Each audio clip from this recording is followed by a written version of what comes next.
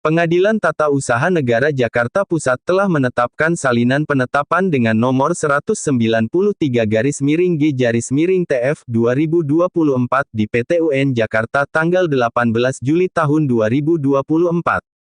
Salinan penetapan PT UN tersebut antara Krisman Dediwai Janui Fonataba, SSOS lawan Presiden Republik Indonesia dan kawan-kawan, Jakarta tanggal 19 Juli tahun 2024.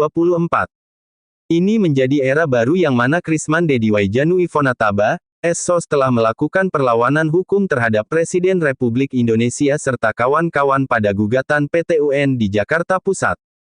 Atas perjalanan regulasi yang dilakukan Krisman Dediwai Janui Fonataba di PT UN Jakarta Pusat ini sejalan dengan gugatan yang melawan Presiden Republik Indonesia dan kawan-kawan pada gugatan hukum dan masalah ini sudah diterima secara resmi atas regulasi seluruh kebijakan produk peraturan perundang-undangan yang berdampak terhadap kursi pengangkatan kursi DPRP dan kursi DPRK di seluruh tanah Papua hari ini untuk proses yang sedang berjalan Jayapura Selasa tanggal 23 Juli tahun 2024.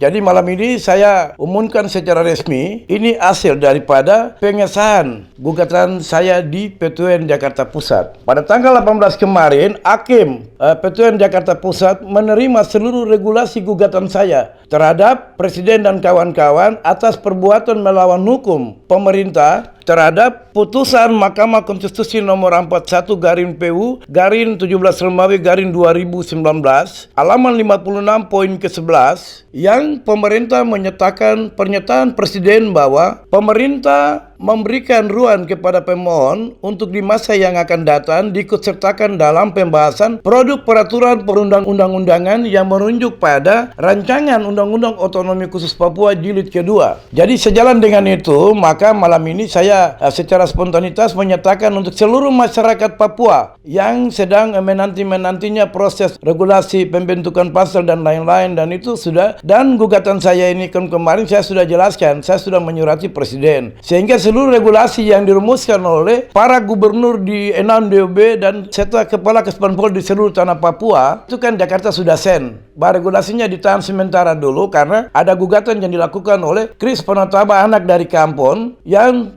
memberikan ruang oleh negara untuk melakukan sebuah gugatan. Gugatan yang saya lakukan ini kan bukan dari aspek regulasi isu politik, tidak. Yang saya lakukan ini kan produk hukum yang sudah disahkan oleh Presiden pada tanggal 19 Juli tahun 2001, yaitu Undang-Undang Otonomi Khusus Papua nomor 2 tahun 2001, perubahan kedua atas Undang-Undang Otonomi Khusus nomor 21 tahun 2001 tentang otonomi khusus di Papua. Maka malam ini secara spontanitas saya menyampaikan bahwa gugatan ini yang dinanti-nantikan oleh seluruh rakyat Papua. Setelah gugatan ini, regulasinya kami serahkan kepada pemerintah, kepada Kementerian Dalam Negeri. Atas dasar ini baru seluruh regulasinya dilaksanakan. Jadi saya mohon untuk para gubernur juga dan para seluruh kepala Kesbangpol juga memahami gugatan saya ini kan dari aspek konstruksi bangunan negara hukum dan memiliki kedudukan hukum. Pertama, saya sebagai warga negara itu memiliki sebuah kedudukan hukum yang diatur di dalam amandemen Undang-Undang Dasar 1945, khususnya pasal 27. Pasal 27 itu kan menyatakan bahwa setiap warga negara memiliki kedudukan di hadapan hukum. Pasal 28 itu menyatakan bahwa kemerdekaan dan berhak mengeluarkan pendapat. Sedangkan pasal 34 dari amandemen tadi itu merujuk pada proses pemberlakuan keadilan. Kenapa saya melakukan gugatan terhadap Presiden? Karena beberapa referensi saya itu kan dikaji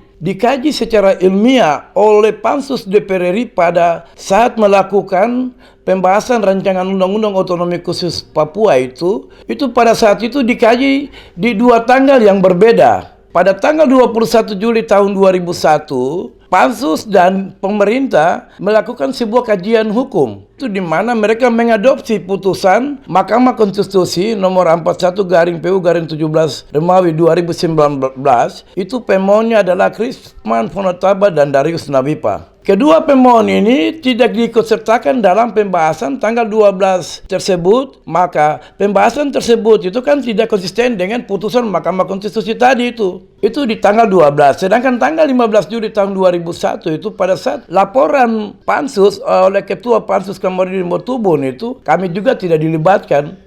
Kenapa kami tidak dilibatkan? Karena pernyataannya sudah dinyatakan pemerintah menyatakan pernyataan itu yang tadi saya jelaskan pada putusan MK kami tadi itu nomor 41. Dari semua rangkaian regulasi pembahasan produk peraturan perundang-undangan sampai lahirnya Undang-Undang Otonomi Khusus Papua, dari aspek hukum itu pemerintah sudah melakukan perbuatan melawan hukum. Saya mempertegas bahwa soal saya punya jabatan, saya punya segala-galanya, boleh kamu ambil. Jangan harga diri saya sebagai orang asli Papua yang ada di dalam konteks negara kesatuan Republik ini, jangan sengaja diganggu oleh siapapun. Karena harga diri kami dan jati diri kami orang Papua ini sudah diatur dalam produk amandemen Undang-Undang Dasar 1945. Itu regulasi tahap pertama yang tadi saya jelaskan. Yang tahap kedua, ada muncul lagi regulasi yang namanya regulasi produk peraturan perundang-undangan yang disebut Peraturan Pemerintah 106 tahun 2001. Pada saat perumusan draft produk peraturan pemerintah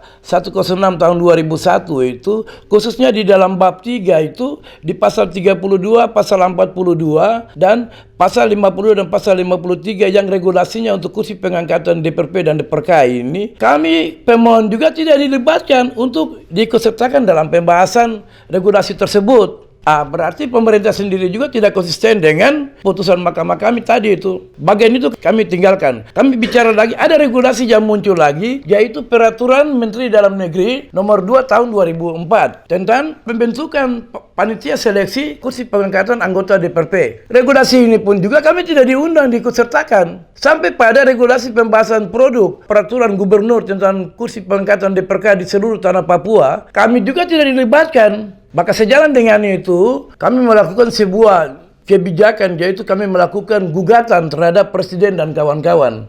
Bagian ini yang perlu kami jelaskan sehingga seluruh masyarakat Papua tahu bahwa kenapa Kris Penetapan melakukan gugatan. Ini persoalannya. Hingga atas dasar itulah hasil keputusan PT UN Jakarta Pusat yang telah menerima gugatan saya untuk regulasi seluruh kursi pengangkatan di atas tanah Papua. Saya secara tegas mempertegas kepada seluruh para gubernur dan para bupati. Ingat kelalaian perjuangan kami melahirkan keputusan Pengadilan Tata Usaha Negara Jakarta Pusat. Karena keputusan ini yang akan kami dorong untuk para gubernur dan para bupati dan para kepala Kesbanpol untuk melakukan tahapan regulasi pembentukan pasal dan rekrutmen calon anggota DPRP dan DPRK unsur orang asli Papua di seluruh tanah Papua. Mungkin begitu.